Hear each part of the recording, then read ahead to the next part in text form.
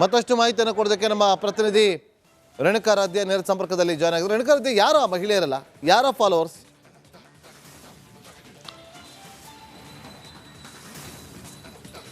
ನಾಗೇಂದ್ರ ಬಾಬು, ಆ ದೃಶ್ಯಾವಳಿಗಳಲ್ಲಿ ಕಾಣ್ತಾ ಇರ್ತಕ್ಕಂಥ ಮಹಿಳೆಯರು ನೇರವಾಗಿ ಜನಾರ್ದನ್ ರೆಡ್ಡಿ ಅವರ ಬೆಂಬಲಿಗರು ಮತ್ತು ಬಿಜೆಪಿಯ ಕಾರ್ಯಕರ್ತರು. ನಾವು ಕೂಡ ಅವ್ರನ್ನ ಅನೇಕ ಬಾರಿ ಬಿಜೆಪಿಯಲ್ಲಿ ನೋಡಿದ್ವಿ. ಅದೇ ಮಹಿಳೆಯರು ಈಗ ಈ ರೀತಿಯಾಗಿ ಅಂದ್ರೆ ಗಲಭೆ ನಡೆದ ದಿನ ಆ ರೀತಿಯಾಗಿ ವರ್ತನೆಯನ್ನ ಮಾಡಿರ್ತಕ್ಕಂಥದ್ದು. ಕೆಲವರು ದೊಣ್ಣೆಯನ್ನ ಹಿಡಿದು ಆ ದೊಣ್ಣೆ ರಾಶಿಗಳೆಲ್ಲ ಎಲ್ಲಿಂದ ಬಂತು? ಅದು ತಪ್ಪಲ್ವಾ? ನಿಮಗೆ ಮುಂಚೆನೇ ಗೊತ್ತಿತ್ತ ಇವರೆಲ್ಲ ಬಂದು ಗಲಾಟೆ ಮಾಡ್ತಾರಂತ? ಗೊತ್ತಿದ್ರೆ ಪೊಲೀಸಿಗೆ ಇನ್ಫಾರ್ಮ್ ಮಾಡಲಿಲ್ಲ? ಪೊಲೀಸಿಗೆ ಇನ್ಫಾರ್ಮ್ ಮಾಡಿದ್ರ ರೇಣುಕಾರಾಧ್ಯ ಅವ್ರೇನಾದ್ರು?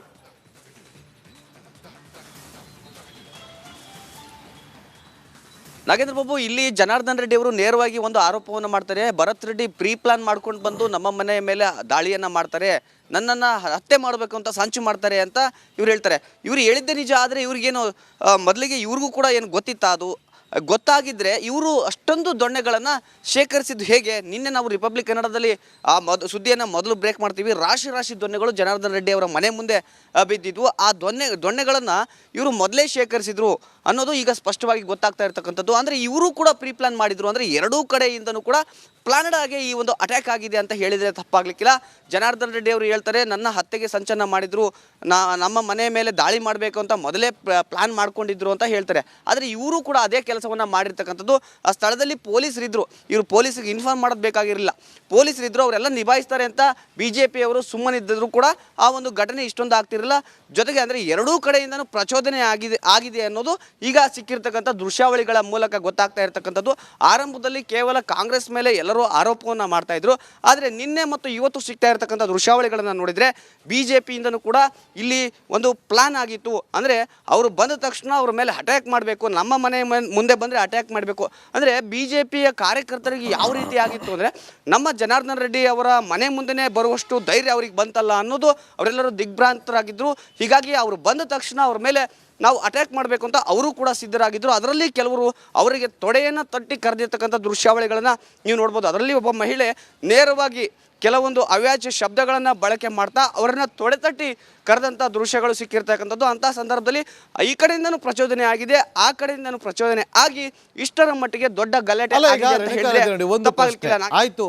ಇವರು ಈ ಕಡೆ ದೊಣ್ಣೆ ಹಿಡ್ಕೊಂಡ್ಬಂದ್ರು. ಈಗ ಅಲ್ಲಿ ನಾರಾ ಭರತ್ ರೆಡ್ಡಿ ಅವರು ಬರ್ತಾರೆ. ಅವ್ರು ಅಟ್ಲೀಸ್ಟ್ ಸಮಾಧಾನ ಪಡಿಸುವಂಥ ಕೆಲಸವನ್ನಾದರೂ ಮಾಡಬೇಕಿತ್ತು. ಕಾರ್ಯಕರ್ತನ ಗುಂಪು ಕಟ್ಕೊಂಡ್ ಬಂದಿದ್ದು ಅದು ಕೂಡ ತಪ್ಪೆ. ನಾರಾ ಭರತ್ ರೆಡ್ಡಿ ಅವ್ರದ್ದು SP ಸರ್ಕಲ್ನಿಂದ ತುಂಬ ಜನರ ಜೊತೆ ಅವರು ಬರ್ತಾರೆ. ಅಲ್ಲಿ ಪೊಲೀಸರು ಅಲ್ಲಿ ತಡಿಬೋದಿತ್ತು. ಇದು ನಾರಾ ಭರತ್ ರೆಡ್ಡಿಗೆ ಬೇಕಿತ್ತು ಇದೆಲ್ಲ?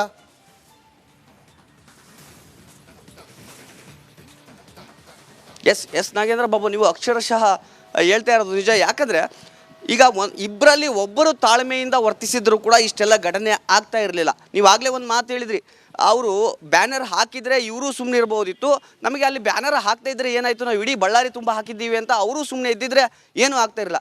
ಇಂತಹ ಸಂದರ್ಭದಲ್ಲಿ ಎರಡೂ ಕಡೆ ನಾಯಕರು, ಭರತ್ ರೆಡ್ಡಿ ಅವರಾಗಿರ್ಬೋದು, ಜನಾರ್ದನ್ ರೆಡ್ಡಿ ಅವರಾಗಿರ್ಬೋದು, ಇಬ್ಬರು ಕೂಡ ತಮ್ಮ ತಮ್ಮ ಕಾರ್ಯಕರ್ತರಿಗೆ ಒಂದಷ್ಟು ಕಿವಿ ಮಾತನ್ನು ಹೇಳಿ ಸಮಾಧಾನ ಪಡಿಸಿದರೆ ಎಲ್ಲವೂ ಕೂಡ ಮುಗಿದೋಗ್ತಿತ್ತು.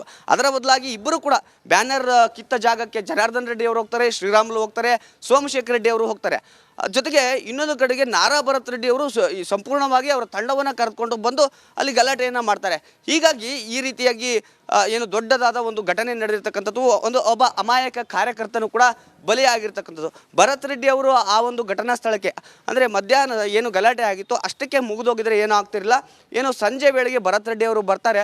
ಆ ಬಳಿಕ ಇಷ್ಟೆಲ್ಲ ದೊಡ್ಡ ಗಲಾಟೆ ಆಯಿತು. ಅವರು ಬರದೇ ಇದ್ದರೆ ಇಷ್ಟೊಂದು ದೊಡ್ಡ ಮಟ್ಟದ ಗಲಾಟೆನೂ ಕೂಡ ಆಗ್ತಾ ಇರಲಿಲ್ಲ. ಯಾಕಾಗಿ ಅಂದರೆ ಭರತ್ ರೆಡ್ಡಿ ಅವರು ಸ್ವಲ್ಪ ತಾಳ್ಮೆಯಿಂದ ವರ್ತಿಸಿದ್ರು ಕೂಡ ಅಷ್ಟೆಲ್ಲ ಏನು ಘಟನೆ ಆಗ್ತಿರಲಿಲ್ಲ. ಅಂದರೆ ಇಬ್ಬರು ಕಡೆ ಅವರು ಕೂಡ ತಾಳ್ಮೆಯಿಂದ ಇರಲಿಲ್ಲ, ಇವರು ಕೂಡ ತಾಳ್ಮೆಯಿಂದ ಇರಲಿಲ್ಲ. ಇವರು ಕೂಡ ಅಂದರೆ ಜನಾರ್ದನ್ ರೆಡ್ಡಿ ಅವರಾಗಲಿ, ಸೋಮಶೇಖರ್ ರೆಡ್ಡಿ ಅವರಾಗಲಿ, ಶ್ರೀರಾಮುಲು ಆಗಲಿ ಘಟನಾ ಸ್ಥಳಕ್ಕೆ ಹೋಗದೆ ಕೇವಲ ಏನು ಕೆಲವು ಅವರ ಆಪ್ತರನ್ನ ಕಳಿಸಿ ಪರಿಸ್ಥಿತಿಯನ್ನು ನಿಭಾಯಿಸಬಹುದಿತ್ತು. ಇಬ್ಬರು ಕೂಡ ಆ ಒಂದು ಕೆಲಸವನ್ನು ಮಾಡಲಿಲ್ಲ.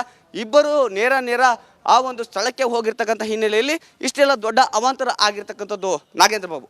ಓಕೆ, ಹಾಗೆ ಸಂಪರ್ಕದಲ್ಲಿರಿ ರೇಣುಕಾರಾಧ್ಯ, ಮತ್ತೆ ನಿಮ್ಮನ್ನ ಸಂಪರ್ಕ ಮಾಡ್ತೇನೆ. ಬಳ್ಳಾರಿಯಲ್ಲಿ ಮತ್ತಷ್ಟು ಮಾಹಿತಿಯನ್ನು ಕೊಡೋದಕ್ಕೆ ನಮ್ಮ ಪ್ರತಿನಿಧಿ ರೇಣುಕಾರಾಧ್ಯ ನೇರ ಸಂಪರ್ಕದಲ್ಲಿ ಜಾಯ್ನ್ ಆಗಿದ್ರು. ರೇಣುಕಾರಾಧ್ಯ, ಯಾರ ಮಹಿಳೆಯರಲ್ಲ, ಯಾರ ಫಾಲೋವರ್ಸ್?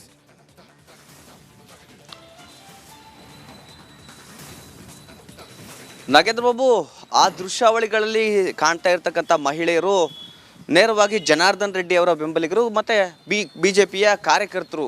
ನಾವು ಕೂಡ ಅವ್ರನ್ನ ಅನೇಕ ಬಾರಿ BJPಯಲ್ಲಿ ನೋಡಿದ್ವಿ. ಅದೇ ಮಹಿಳೆಯರು ಈಗ ಈ ರೀತಿಯಾಗಿ ಅಂದ್ರೆ ಗಲಭೆ ನಡೆದ ದಿನ ಆ ರೀತಿಯಾಗಿ ವರ್ತನೆಯನ್ನ ಮಾಡಿರ್ತಕ್ಕಂಥದ್ದು. ಕೆಲವರು ದೊಣ್ಣೆಯನ್ನ ಹಿಡಿದು ಆ ದೊಣ್ಣೆ ರಾಶಿಗಳೆಲ್ಲ ಎಲ್ಲಿಂದ ಬಂತು? ಅದು ತಪ್ಪಲ್ವಾ? ನಿಮಗೆ ಮುಂಚೆನೇ ಗೊತ್ತಿತ್ತ ಇವರೆಲ್ಲ ಬಂದು ಗಲಾಟೆ ಮಾಡ್ತಾರಂತ? ಗೊತ್ತಿದ್ರೆ ಪೊಲೀಸಿಗೆ ಇನ್ಫಾರ್ಮ್ ಮಾಡಲಿಲ್ಲ? ಪೊಲೀಸಿಗೆ ಇನ್ಫಾರ್ಮ್ ಮಾಡಿದ್ರೆ ರೇಣುಕಾರಾಧ್ಯ ಅವ್ರೇನಾದ್ರು?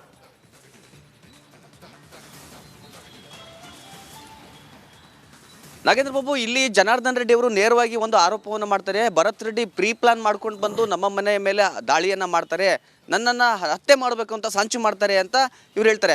ಇವ್ರು ಹೇಳಿದ್ದೆ ನಿಜ. ಆದರೆ ಇವ್ರಿಗೇನು ಮೊದಲಿಗೆ ಇವ್ರಿಗೂ ಕೂಡ ಏನು ಗೊತ್ತಿತ್ತಾ? ಅದು ಗೊತ್ತಾಗಿದ್ದರೆ ಇವರು ಅಷ್ಟೊಂದು ದೊಣ್ಣೆಗಳನ್ನು ಶೇಖರಿಸಿದ್ದು ಹೇಗೆ? ನಿನ್ನೆ ನಾವು ರಿಪಬ್ಲಿಕ್ ಕನ್ನಡದಲ್ಲಿ ಆ ಸುದ್ದಿಯನ್ನು ಮೊದಲು ಬ್ರೇಕ್ ಮಾಡ್ತೀವಿ. ರಾಶಿ ದೊಣ್ಣೆಗಳು ಜನಾರ್ದನ್ ರೆಡ್ಡಿ ಅವರ ಮನೆ ಮುಂದೆ ಬಿದ್ದಿದ್ವು. ಆ ದೊಣ್ಣೆಗಳನ್ನು ಇವರು ಮೊದಲೇ ಶೇಖರಿಸಿದ್ರು ಅನ್ನೋದು ಈಗ ಸ್ಪಷ್ಟವಾಗಿ ಗೊತ್ತಾಗ್ತಾ ಇರ್ತಕ್ಕಂಥದ್ದು. ಅಂದರೆ ಇವರು ಕೂಡ ಪ್ರೀ ಪ್ಲಾನ್ ಮಾಡಿದ್ರು. ಅಂದರೆ ಎರಡೂ ಕಡೆಯಿಂದನೂ ಕೂಡ ಪ್ಲಾನಡ್ ಆಗಿ ಈ ಒಂದು ಅಟ್ಯಾಕ್ ಆಗಿದೆ ಅಂತ ಹೇಳಿದರೆ ತಪ್ಪಾಗಲಿಕ್ಕಿಲ್ಲ.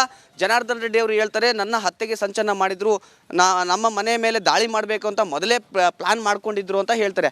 ಆದರೆ ಇವರು ಕೂಡ ಅದೇ ಕೆಲಸವನ್ನು ಮಾಡಿರ್ತಕ್ಕಂಥದ್ದು. ಆ ಸ್ಥಳದಲ್ಲಿ ಪೊಲೀಸರಿದ್ದರು. ಇವರು ಪೊಲೀಸಿಗೆ ಇನ್ಫಾರ್ಮ್ ಮಾಡೋದು ಬೇಕಾಗಿರಲಿಲ್ಲ. ಪೊಲೀಸರಿದ್ದರು, ಅವರೆಲ್ಲ ನಿಭಾಯಿಸ್ತಾರೆ ಅಂತ BJPಯವರು ಸುಮ್ಮನಿದ್ದರೂ ಕೂಡ ಆ ಒಂದು ಘಟನೆ ಇಷ್ಟೊಂದು ಆಗ್ತಿರಲಿಲ್ಲ. ಜೊತೆಗೆ ಅಂದರೆ ಎರಡೂ ಕಡೆಯಿಂದನೂ ಪ್ರಚೋದನೆ ಆಗಿದೆ ಅನ್ನೋದು ಈಗ ಸಿಕ್ಕಿರ್ತಕ್ಕಂಥ ದೃಶ್ಯಾವಳಿಗಳ ಮೂಲಕ ಗೊತ್ತಾಗ್ತಾ ಇರ್ತಕ್ಕಂಥದ್ದು. ಆರಂಭದಲ್ಲಿ ಕೇವಲ ಕಾಂಗ್ರೆಸ್ ಮೇಲೆ ಎಲ್ಲರೂ ಆರೋಪವನ್ನು ಮಾಡ್ತಾ ಇದ್ರು. ಆದರೆ ನಿನ್ನೆ ಮತ್ತು ಇವತ್ತು ಸಿಗ್ತಾ ಇರ್ತಕ್ಕಂಥ ದೃಶ್ಯಾವಳಿಗಳನ್ನು ನೋಡಿದರೆ BJPಯಿಂದನೂ ಕೂಡ ಇಲ್ಲಿ ಒಂದು ಪ್ಲಾನ್ ಆಗಿತ್ತು. ಅಂದರೆ ಅವರು ಬಂದ ತಕ್ಷಣ ಅವ್ರ ಮೇಲೆ ಅಟ್ಯಾಕ್ ಮಾಡಬೇಕು, ನಮ್ಮ ಮನೆ ಮುಂದೆ ಬಂದರೆ ಅಟ್ಯಾಕ್ ಮಾಡಬೇಕು. ಅಂದರೆ BJPಯ ಕಾರ್ಯಕರ್ತರಿಗೆ ಯಾವ ರೀತಿ ಆಗಿತ್ತು ಅಂದರೆ, ನಮ್ಮ ಜನಾರ್ದನ್ ರೆಡ್ಡಿ ಅವರ ಮನೆ ಮುಂದೆನೇ ಬರುವಷ್ಟು ಧೈರ್ಯ ಅವ್ರಿಗೆ ಬಂತಲ್ಲ ಅನ್ನೋದು ಅವರೆಲ್ಲರೂ ದಿಗ್ಭ್ರಾಂತರಾಗಿದ್ದರು. ಹೀಗಾಗಿ ಅವರು ಬಂದ ತಕ್ಷಣ ಅವ್ರ ಮೇಲೆ ನಾವು ಅಟ್ಯಾಕ್ ಮಾಡಬೇಕು ಅಂತ ಅವರು ಕೂಡ ಸಿದ್ಧರಾಗಿದ್ದರು. ಅದರಲ್ಲಿ ಕೆಲವರು ಅವರಿಗೆ ತೊಡೆಯನ್ನು ತಟ್ಟಿ ಕರೆದಿರ್ತಕ್ಕಂಥ ದೃಶ್ಯಾವಳಿಗಳನ್ನು ನೀವು ನೋಡ್ಬೋದು. ಅದರಲ್ಲಿ ಒಬ್ಬ ಮಹಿಳೆ ನೇರವಾಗಿ ಕೆಲವೊಂದು ಅವ್ಯಾಜ್ಯ ಶಬ್ದಗಳನ್ನು ಬಳಕೆ ಮಾಡ್ತಾ ಅವರನ್ನ ತೊಡೆ ತಟ್ಟಿ ಕರೆದಂಥ ದೃಶ್ಯಗಳು ಸಿಕ್ಕಿರ್ತಕ್ಕಂಥದ್ದು. ಅಂಥ ಸಂದರ್ಭದಲ್ಲಿ ಈ ಕಡೆಯಿಂದನೂ ಪ್ರಚೋದನೆ ಆಗಿದೆ, ಆ ಕಡೆಯಿಂದನೂ ಪ್ರಚೋದನೆ ಆಗಿ ಇಷ್ಟರ ಮಟ್ಟಿಗೆ ದೊಡ್ಡ ಗಲಾಟೆ ಆಯ್ತು. ಇವರು ಈ ಕಡೆ ದೊಣ್ಣೆ ಹಿಡ್ಕೊಂಡ್ಬಂದ್ರು. ಈಗ ಅಲ್ಲಿ ನಾರಾ ಭರತ್ ರೆಡ್ಡಿ ಅವರು ಬರ್ತಾರೆ. ಅವ್ರು ಅಟ್ಲೀಸ್ಟ್ ಸಮಾಧಾನ ಪಡಿಸುವಂಥ ಕೆಲಸವನ್ನಾದರೂ ಮಾಡಬೇಕಿತ್ತು. ಕಾರ್ಯಕರ್ತನ ಗುಂಪು ಕಟ್ಕೊಂಡ್ ಬಂದಿದ್ದು ಅದು ಕೂಡ ತಪ್ಪೇ. ನಾರಾ ಭರತ್ ರೆಡ್ಡಿ ಅವ್ರದ್ದು SP ಸರ್ಕಲ್ನಿಂದ ತುಂಬ ಜನರ ಜೊತೆ ಅವರು ಬರ್ತಾರೆ. ಅಲ್ಲಿ ಪೊಲೀಸರು ಅಲ್ಲಿ ತಡಿಬೋದಿತ್ತು. ಇದು ನಾರಾ ಭರತ್ ರೆಡ್ಡಿಗೆ ಬೇಕಿತ್ತು ಇದೆಲ್ಲ?